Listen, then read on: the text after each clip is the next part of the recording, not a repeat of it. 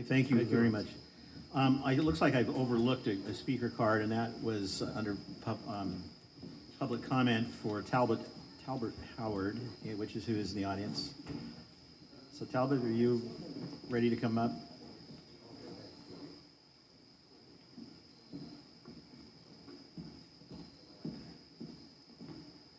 Good evening. Everyone might know Mike Alford. Obviously, we have been here with Mike for about 5 or 6 years myself. And I've been working through my company, E3 Services and Solutions, and we've been debuting a technology system with Mike Alford that I'd like to show a little video about. Can you hit that? The top one that says ECT, Oklahoma.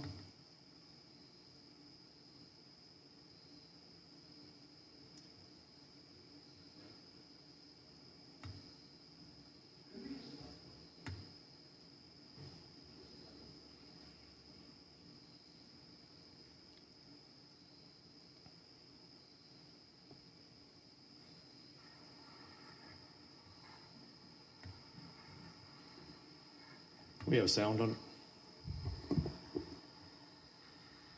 As loud as it A week ago today, this place was completely flooded with water. All right. Well, what's happening here is that in Oklahoma City this past week, Mike Alford and I, for the last couple of years, have been working on demonstrating how you can take clean water technology and incubate it in a way where it would sustain the state of California on demand. What we demonstrated this past week was taking dirty oil brine water, and these are the actual products that we turned out. We converted the briny water instantly on demand into near clean, drinkable, potable water. This went from about 2,000 parts per million to about 6 parts per million. What I'm trying to demonstrate here is that this is the standards and the best practices that have come from this city.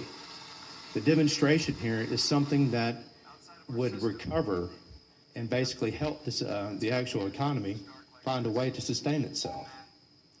So in looking at where do we go with this technology, Mike Alford was someone that was dedicated to this city. It's a tough loss for all of us. He was a good friend. Now, he also identified the value in what he thought was E3. We've all heard about E3 through Mike and I, teaming up together. The one thing that he believed in was that the opportunity was about uniting technologies together to better serve the environment.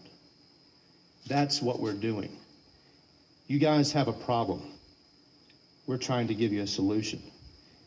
The standards were developed in this city, and we can showcase these standards and create a flagship that will actually change the way California needs to exist.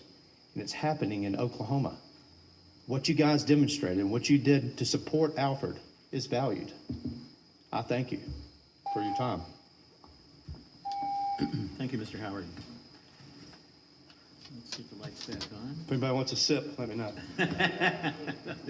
This does have value behind it, though. It does. It's water, which we don't have much. This is a public hearing, so I will open the public hearing. And so, Talbott, your turn. Talking about the process there and identifying how to apply the solar to reduce the greenhouse gas. You referred to reducing the greenhouse gas, correct? Yes, the state's goal to reduce them. And what is that goal to reduce? It's 50%? 80% of 1990 levels. 1990 levels. Okay. We're looking at teaming up the clean water technologies to basically enable those that need to get water for their lawn, okay? Simple things for the agriculture. While at the same time, we're going to be taking up the dirty water that's like from the Bay Area and converting it into good, usable water. Certain times we're going to be using solar. But the goal here is that when you have greenhouse gases that are going and coming out and around the ports, you need to be consuming a way to absorb those carbons. When I say absorb them, internal combustion engines are the way to really properly reduce the actual consumption of CO2 or greenhouse gases, in my opinion. The technology exists where we can extend the life of fossil fuels, but basically flashing the hydrocarbons where it exists most. Anybody know what I'm talking about? Mark? CO2 Flashing- exists around the Yeah, I ports, know what you're correct? talking about, but flashing hydrocarbons, I'm not sure what that is. Okay. When you add hydrogen on demand, you're able to maximize the fuel usage. And statistically, the air around the ports or where heavy congestion is, population, the CO2 is more, the particulate matter is thicker there. So if you can actually flash the hydrocarbons better in the engine, the air that goes into the tailpipe will come out cleaner. Yeah, so you're talking about putting hydrogen, augmenting the process with hydrogen, making it clean. I saw And that. stacking with solar. Yeah, I It's saw that out a in combination of stacking. So how would we go through about the permit process for a moving vehicle to have a solar application applied to it? I think we're just talking about house. Yeah, we're talking about rooftop. homes. Yeah, but this is a fixed base container I understand. that would be there for a period of time, 3-6 months, then move. Would it fit to that as No, well? just for single family or duplex homes. Okay, totally out of the mixture. Thank you. Thank you. All right. As we were considering the last time we discussed this, so it's good to know because we know that there needs to be some fixes out there. Questions? I just have just a little tiny question. It says water operator services for a little over 60,000. I'm sorry, that's a typo, wastewater. Okay, I just wanted to make sure. Wastewater. Okay, There's a missing an S. Okay, thank you. All right, at this time, I will open this item to the public.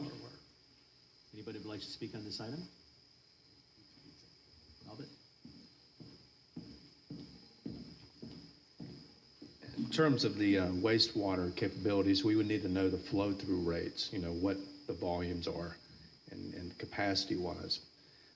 We have been working with some Texas-based manufacturing companies that will come in and do a financing program for $100 million for the city, if you needed something like that. $100 million.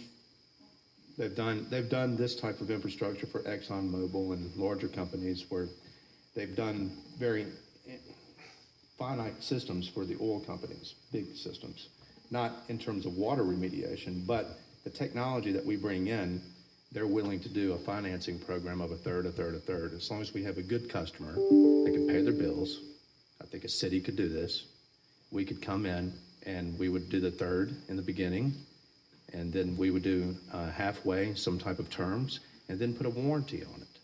If we need to go out, 100 days or even a year, we could come out with some type of an agreement that would actually incorporate a system of saying, hey, let's give a community about 70% water cost containment.